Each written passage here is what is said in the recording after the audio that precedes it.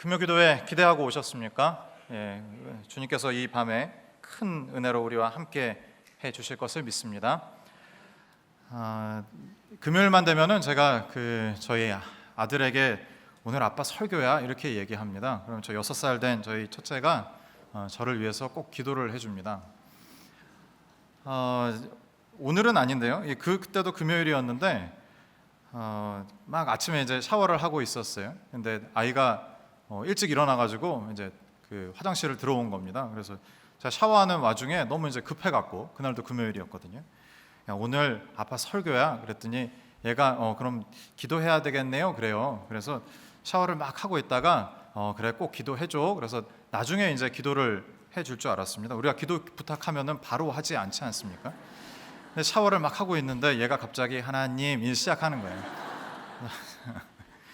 그래서 제가 그 아이의 모습을 보면서 많은 생각을 했습니다. 이거 미루면 되는 게 아니구나. 하나님이 은혜 주실 때, 하나님이 복을 주실 때 미루는 것이 상당히 나쁜 태도겠다라는 생각이 들었습니다. 오늘 이 밤에 하나님 은혜 주실 때 우리가 적극적으로 그 은혜를 받아 누리는 밤 되었으면 좋겠습니다. 하나님 은혜 주셔서 그 은혜 가운데 거부하지 마시고 하나님 마음 주시면 바로 삶의 현장에 실천하는 우리 모두 되었으면 좋겠습니다. 최근에 인정받아 기분 좋아지신 일 있습니까? 제가 최근에 인정받아서 기분이 참 좋았던 기억이 있습니다. 장례식장에서 생긴 일인데요. 저희 교구 성도셨는데 제가 장례식에 이제 조문을 간 겁니다. 조문을 가서 위로의 말씀을 전하고 이제 잠깐 앉아서 이제 이야기를 나누었습니다.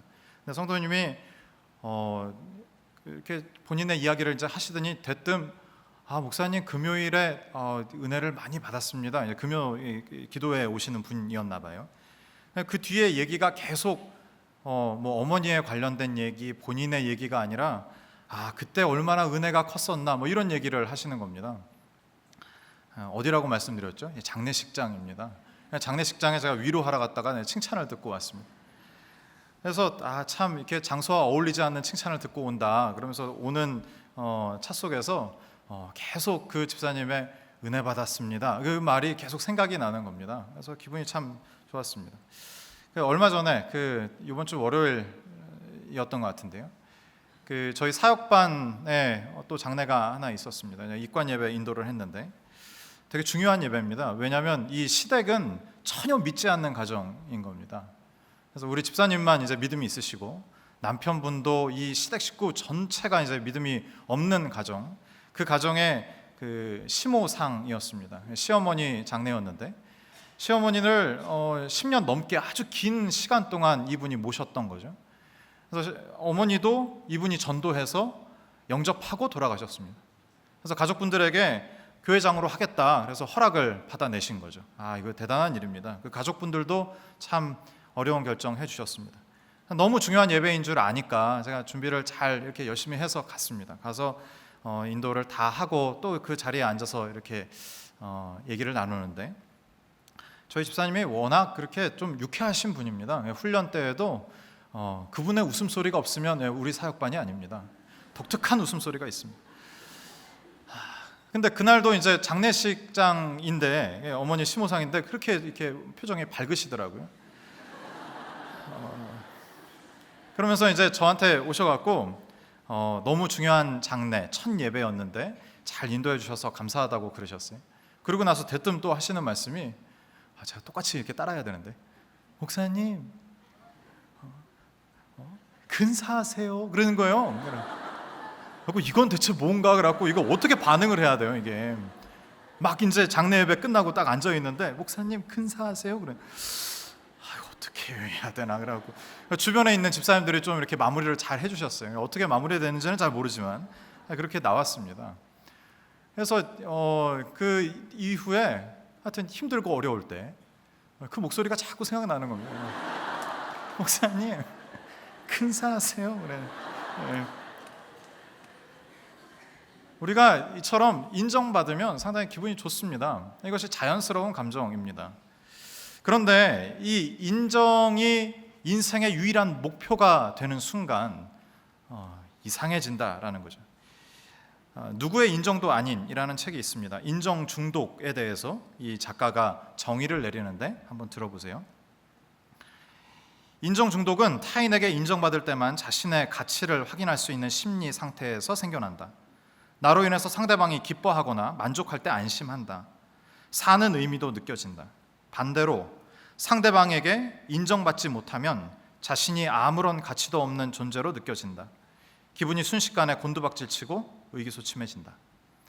작가가 인정 중독에 대해서 정의를 내리고 있는 겁니다. 나의 존재가 다른 사람의 인정으로부터 이루어진다라는 거죠.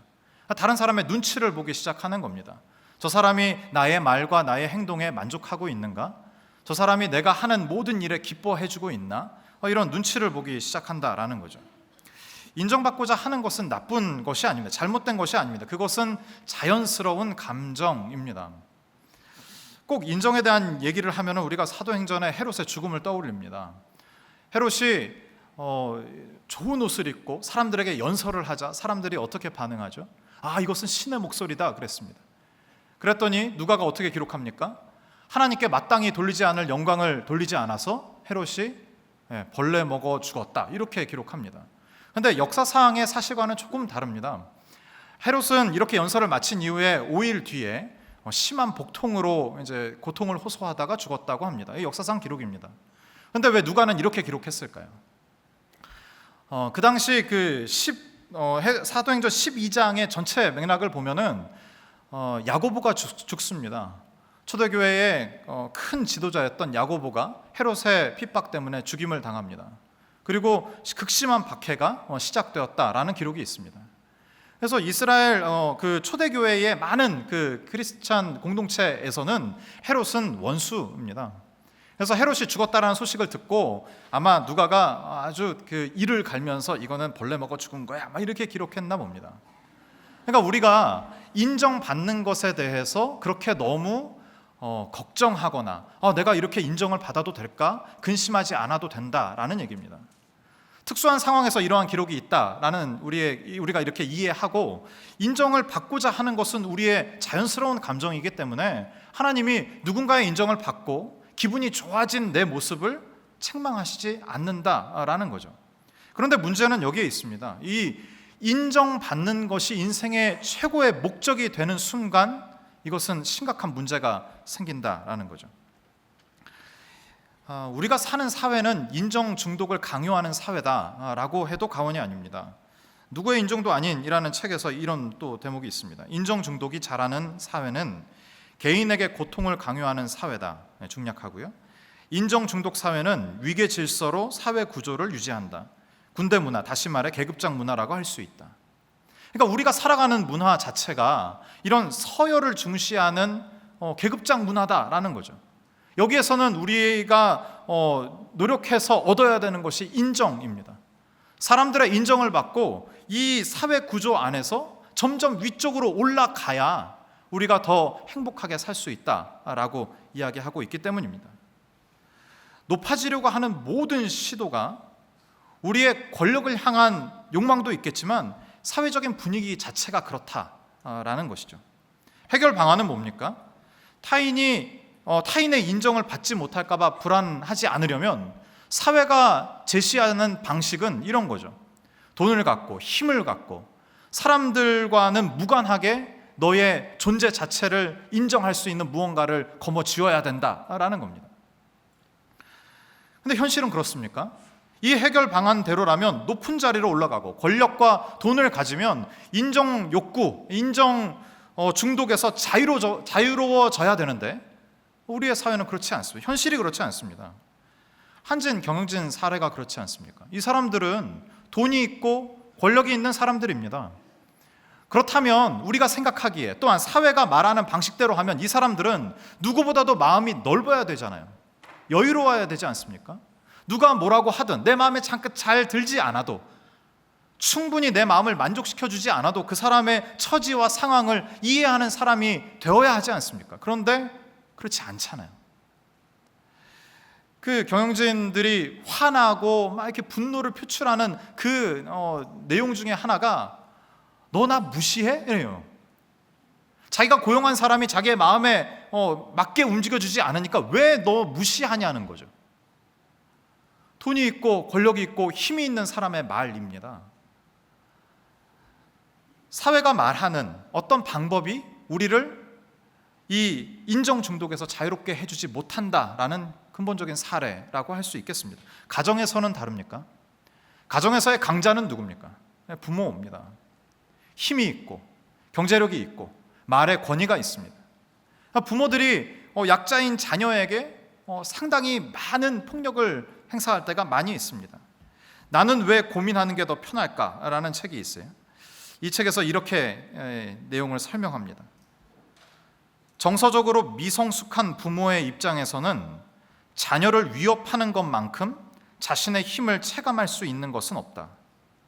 자신의 위협에 의해 겁을 먹거나 노력을 하는 자녀를 보는 것만큼 마음이 치유되는 것도 없다. 미성숙한 부모는 자신의 힘과 자신의 존재를 증명하기 위해서 약자인, 상대적인 약자인 자녀에게 폭력을 가하는 거죠. 위협하는 겁니다. 그리고 그 자녀가 두려움에 떨거나 아니면 열심히 노력하는 그 모습을 보면서 어떻게 해요? 그 모습만큼 마음이 치유되는 것도 없다라고 작가가 이야기하고 있는 겁니다. 인정을 받고자 하는 것은 자연스러운 감정이지만 인정 중독에 빠진다면 이것은 심각한 문제가 아닐 수 없습니다. 오늘 본문에서 이 인정 중독에서 좀 자유롭게 되는 방법을 우리가 좀 생각해 보았으면 좋겠습니다. 오늘 요한 3서는 이 일을 이야기하고 있는데 제일 핵심되는 키워드가 9절입니다. 9절 같이 한번 읽을까요? 9절 같이 읽겠습니다. 시작. 내가 두어 자를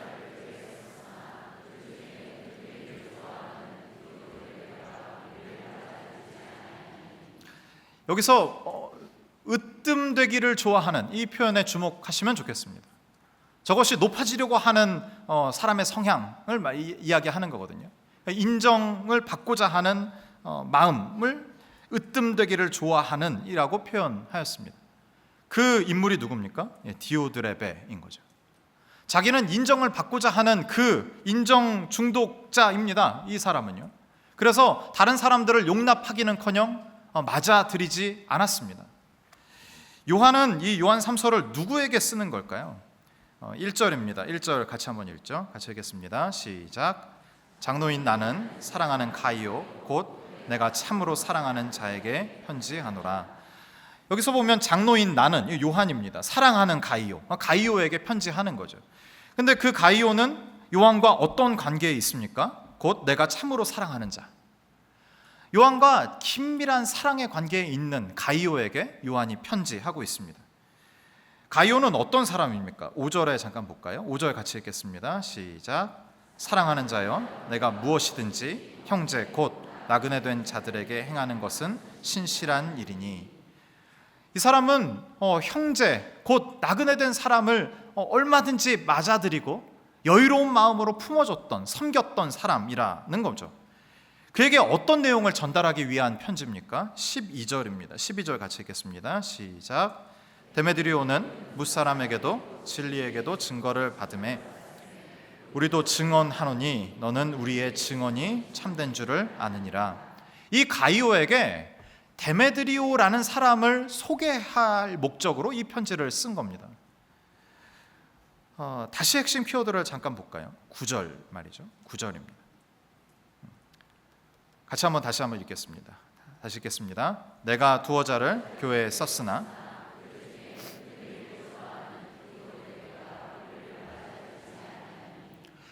가이오에게 요한이 디오드레베를 소개하면서 그렇지 않은 어떤 인물을 중간에 끼워 넣습니다. 으뜸되기를 좋아하는 그 사람 말이죠. 근데 디오드레베는 어떤 사람이라는 겁니까? 으뜸되기를 좋아하지 않는 겸손하고 온유하고 마음이 넓은 사람이다라고 소개하고 있는 겁니다. 왜 요한이 이렇게 간곡하게 가이오에게 디오드레베를 소개하고 있는 것일까요? 여기서 우리가 세 가지를 좀 주목해서 생각해 봐야 합니다. 첫 번째는 가이오와 데메드리오의 관계입니다. 가이오와 데메드리오의 관계. 두 번째는 데메드리오의 변화입니다. 세 번째는 궁극적으로 둘의 화해를 위해 이 편지를 썼다라는 거죠. 가이오와 데메드리오, 이 두 사람의 첫 만남을 기록한 성경 구절이 있는데요, 사도행전 19장입니다. 사도행전 19장의 배경을 잠깐 보겠습니다. 19장 1절에 보면 이렇게 기록합니다. 제가 읽을게요. 아볼로가 고린도에 있을 때에 바울이 윗지방에 다녀 에베소에 와서 어떤 제자들을 만나. 사도행전 19장의 배경은 에베소입니다. 에베소는 어떤 곳이냐면 무역과 상업이 가장 발달한 도시였습니다. 로마의 정책도 에베소는 자유를 준 도시입니다. 더 자유롭게 해서 발전시키려고 한 도시입니다. 이곳에 바울이 와서 한동안 사역을 했고 소규모로 있던 에베소 성도들과 에베소 교회를 든든히 세워갔습니다. 이런 복음의 진보와 정면으로 충돌을 한 인물이 있었는데 그가 바로 데메드리오입니다. 그가 주도한 격렬한 저항이 있었는데 그 저항을 이렇게 기록합니다. 사도행전 19장 23절 같이 읽겠습니다. 시작. 그때쯤 되어 이 도로 말미암아 적지 않은 소동이 있었으니. 바울이 복음을 전했더니 이제 새로운 가치관을 선포한 것이잖아요. 그 에베소에 살고 있었던 많은 사람들이 자기가 지금까지 갖고 있었던 가치관을 다 버리고 이제 하나님의 가치관으로 살기를 희망한 겁니다. 그래서 아데미 신상도 버리고 마술책도 버리고 자기들이 의지하고 있던 그 모든 것들을 다 버렸습니다. 그런데 데메드리오는 이런 사람이었던 거죠. 사도행전 19장 24절입니다. 제가 읽겠습니다. 즉 데메드리오라 하는 어떤 은장색이 은으로 아데미 신상 모형을 만들어 직공들에게 적지 않은 벌이를 하게 하더니. 이 사람의 직업이 뭡니까? 은장색입니다. 은으로 조각을 만들어서 그 여신상, 신상을 만들어서 파는 직업이었다는 거죠. 근데 이 사람이 그 아데미 신상 모형을 만들어서 직공들에게 벌이를 주었던 같은 클래스에 있는 사람은 아니고 이 사람 좀 위에 있는 어떤 사람이었나 봅니다. 근데 복음을 듣고 삶의 가치가 바뀐 사람들이 아데미 신상을 사지 않는 겁니다. 그래서 망하게 생긴 거죠.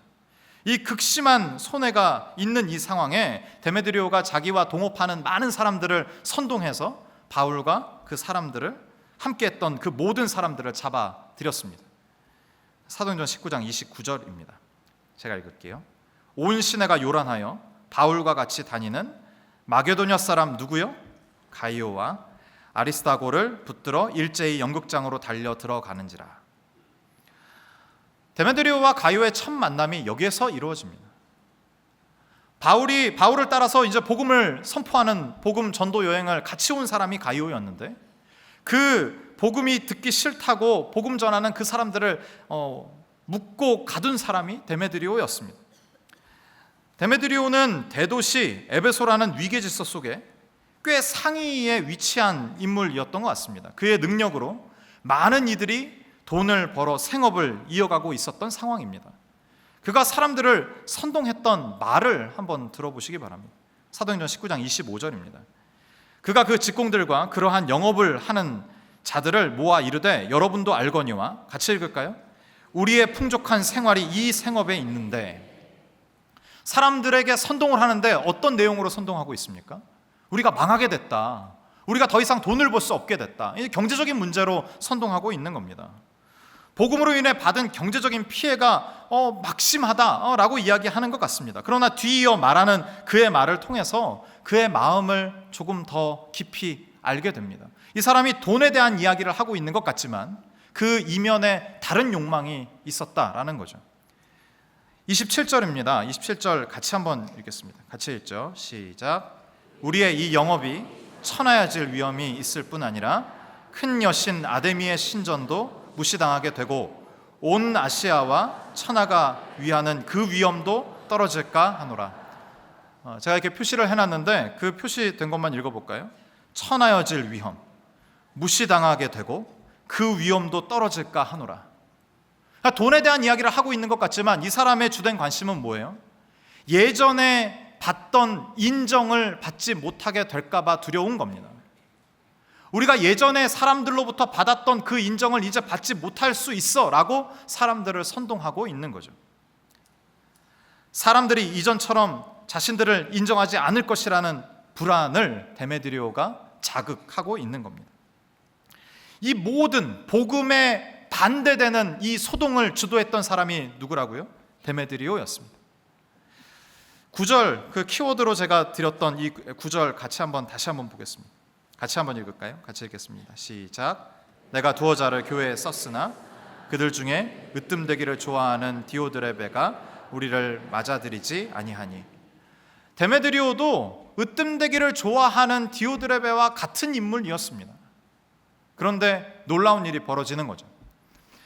그러나 그가 변했습니다. 바울이 에베소 사역을 마치고 그 에베소 교회를 맡긴 사람이 디모데입니다. 디모데가 열심히 에베소 교회 사역을 했습니다. 그리고 디모데가 순교했다고 전해지는데 그 이후에 이 에베소 교회 사역을 맡은 이가 사도 요한입니다. 사도 요한이 이 도시에 와서 사역을 할 때에 아마 데메드리오와 만남이 있었던 것 같습니다. 그리고 복음을 듣고 데메드리오가 변화된 것이죠. 그리고 바울처럼 복음의 대적자였지만 이제 복음을 받아들이고 나서 더 열심히 있는 주님의 제자가 된 것입니다. 복음으로 새롭게 거듭난 그는 더 이상 사람들에게서, 환경에게서 자신의 정체성을 찾지 않았습니다. 오늘 요한 3서만 보더라도 지금 데메드리오가 요한의 편지를 가지고 가이오에게 가고 있는 겁니다. 편지를 가지고 간다고요? 데메드리오에게는 상상도 못할 일입니다. 편지를 가지고 가는 이 허드렛 일을 하는 것 같은 이 일을 데메드리오가 자원해서 하고 있다라는 겁니다. 가이오와 데메드리오 이 사이가 좋았겠습니까? 껄끄러운 관계입니다.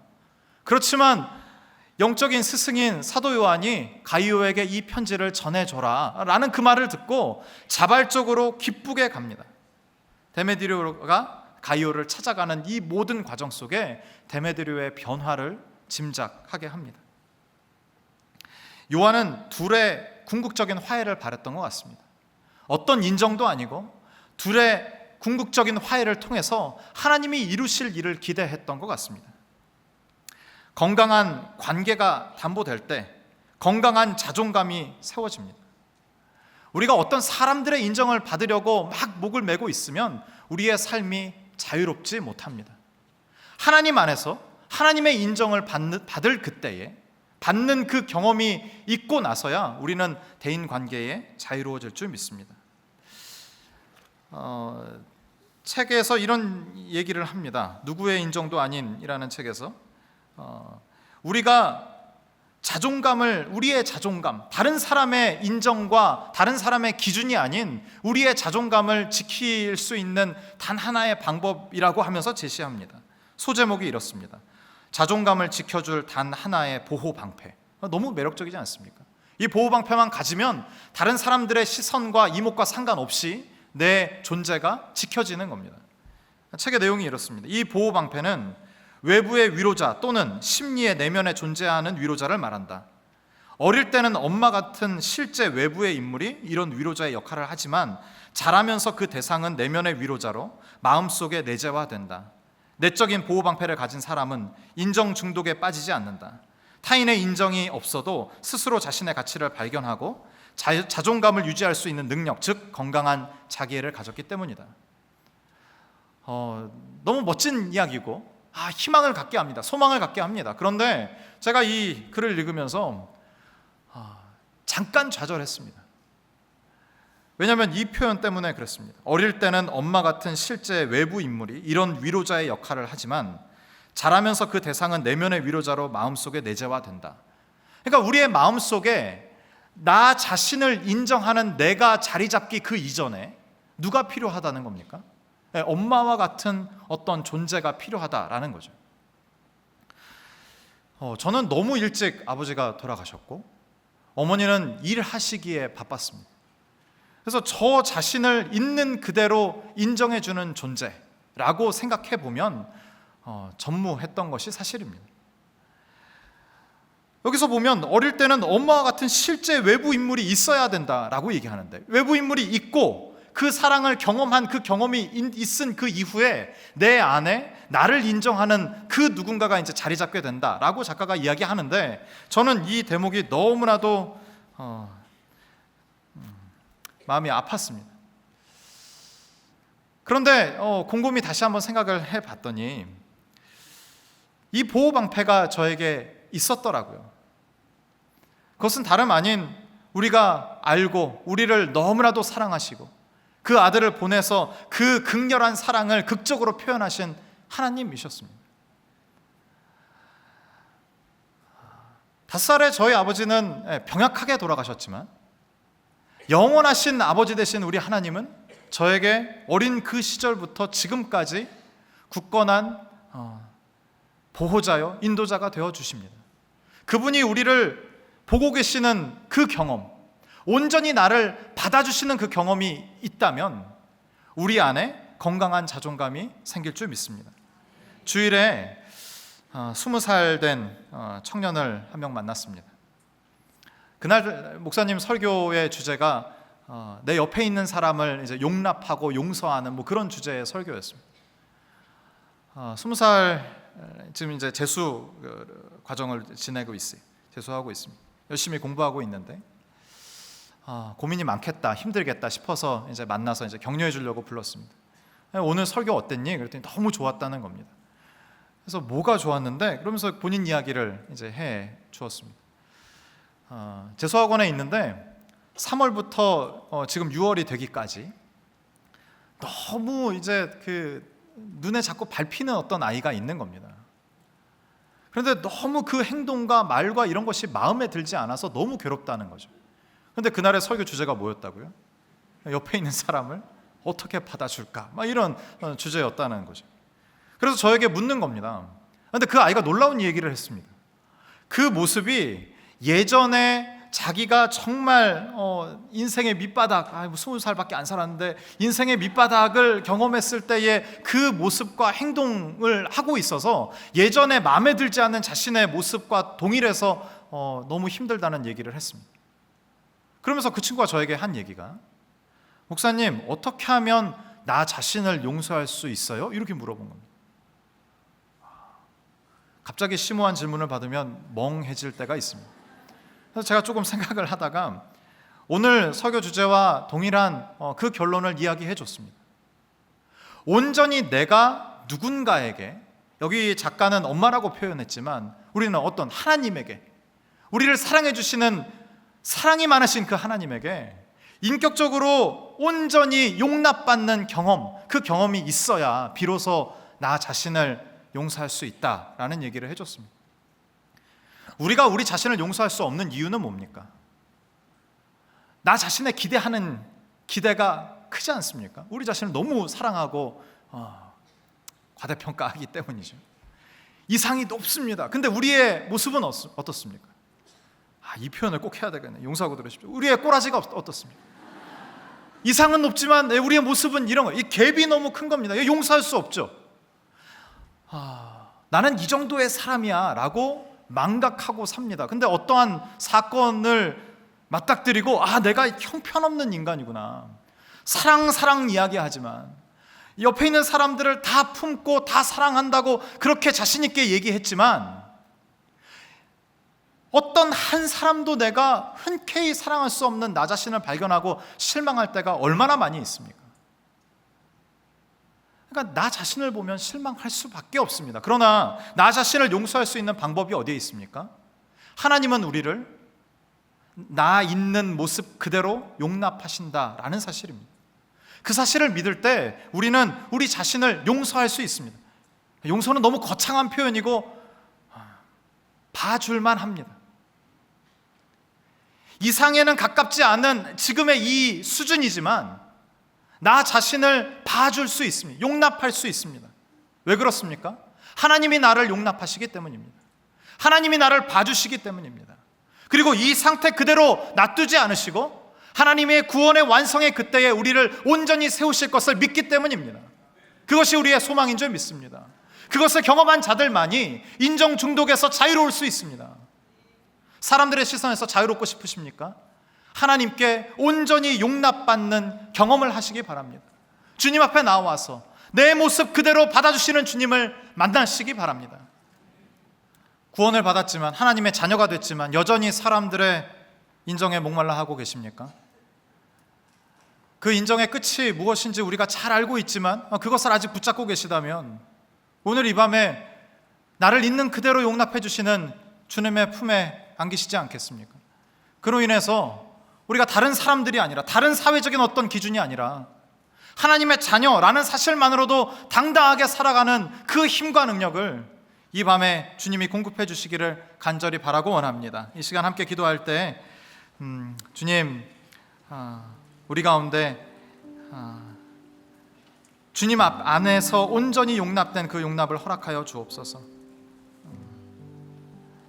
하나님 안에서 온전히 받아들여지는 경험을 통하여서 사람들의 인정에 목마르지 않은 나의 인생 되게 하여 주옵소서. 간절한 마음으로 함께 기도하면 좋겠습니다. 함께 기도하십시다.